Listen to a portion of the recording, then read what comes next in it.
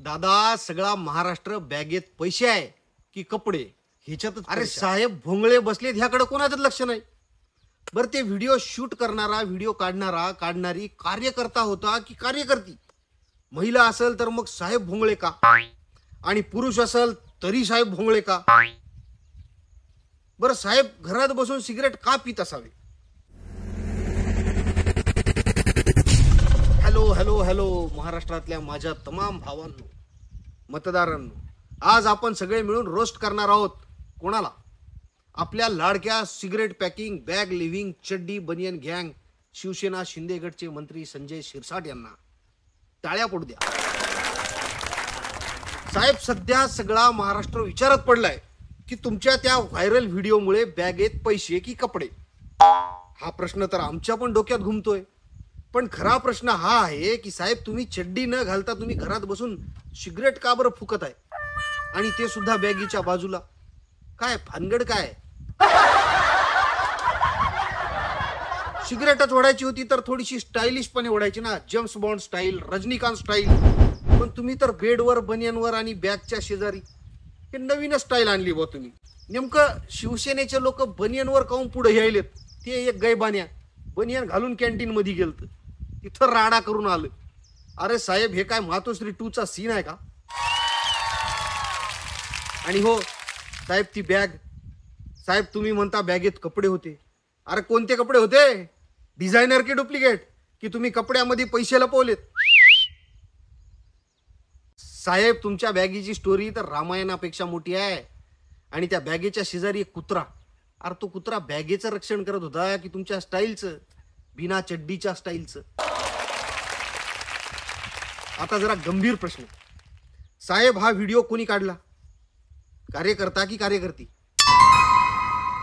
साहेब तुम्ही म्हणता माझं घर सगळ्यांसाठी खुलं आहे.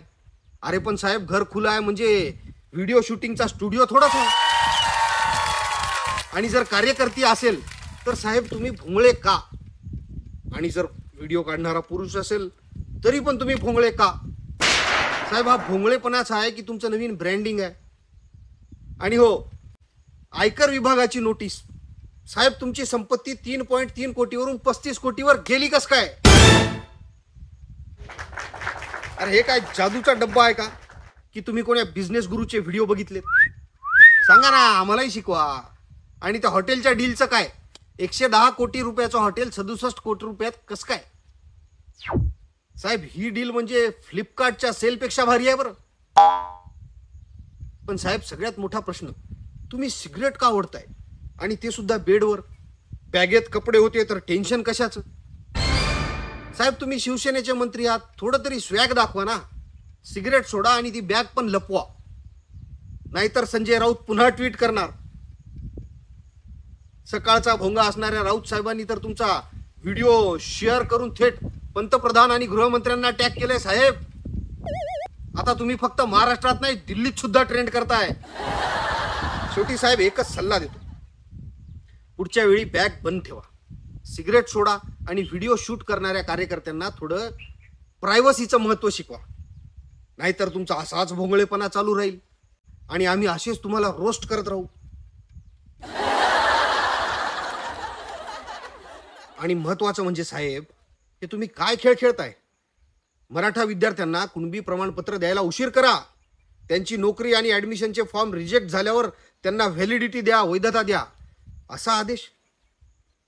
अरे साहेब हे काय मराठा विद्यार्थ्यांचं भविष्य उद्ध्वस्त करण्याचा तुमचा नवीन प्लॅन आहे का? तुम्ही म्हणता प्रमाणपत्र लवकर द्या, पण मग आदेश असा काऊन की तुम्हाला वाटतंय विद्यार्थ्यांनी रिजेक्ट फॉर्मचा ढीग जमवावा आणि मग तुमच्या ऑफिस बाहेर धरणं आंदोलन करावं? साहेब मराठा समाजाचं नुकसान करणारा आदेश आहे की तुमची नवी डिलेटॉक्सिकची रणनीती?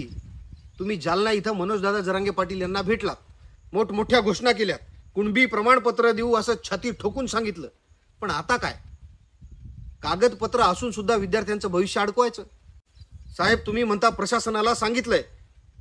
अरे पण प्रशासनाला सांगितलंय की विद्यार्थ्यांचं नुकसान करा असं लिहिलेलं तुम्ही पत्र देताय. आणि हो साहेब तुम्ही म्हणता की आम्ही मराठ्यांचं भलं करतोय, पण खरंच का की तुम्ही फक्त बॅग भरायच्या आणि सिगरेट ओढायच्या मूडमध्ये आहे? मराठा विद्यार्थ्यांचे फॉर्म रिजेक्ट होत आहेत, त्यांचं शैक्षणिक नुकसान होत आहे, आणि तुम्ही काय करताय? आदेश काढता, उशीर करा, रिजेक्ट झाल्यावर बघू. साहेब, हा काय टाइमपास आहे का? मनोज जरांगे पाटील यांनी तर स्पष्ट सांगितलंय की प्रमाणपत्रात उशीर म्हणजे विद्यार्थ्यांचं नुकसान. पण तुम्हाला काय? तुम्ही तर बॅगेच्या शेजारी बसून सिगरेट फुकताय. आणि साहेब, तुमच्या ह्या भोंगळ्या आदेशामुळं मराठा समाजाचा राग वाढतोय. फेसबुक, ट्विटर, एक्सवर त्या पोथीवर तर लोक थेट म्हणताय तुम्ही अधिकाऱ्यांवर दबाव टाकून कागदपत्र अडवताय. साहेब, तुम्ही खरंच मराठा समाजाच्या हितासाठी काम करताय की फक्त स्वतःच्या हितासाठी? किती बॅगच तुम्हाला प्रेरणा देते? शेवटी साहेब, एकच सल्ला, हा भोंगळा आदेश मागं घ्या. मराठा विद्यार्थ्यांना लवकरात लवकर प्रमाणपत्र द्या, त्यांचं भविष्य वाचवा. नाहीतर जरांगे पाटील आणि मराठा समाज तुम्हाला बॅगी सकट रस्त्यावर आणतील. आणि हो, पुढच्या वेळेस आदेश काढायच्या आधी थोडं विचार करा आणि सिगरेट कमी करा, कारण धूर फक्त तुमच्या मेंदूतच आहे.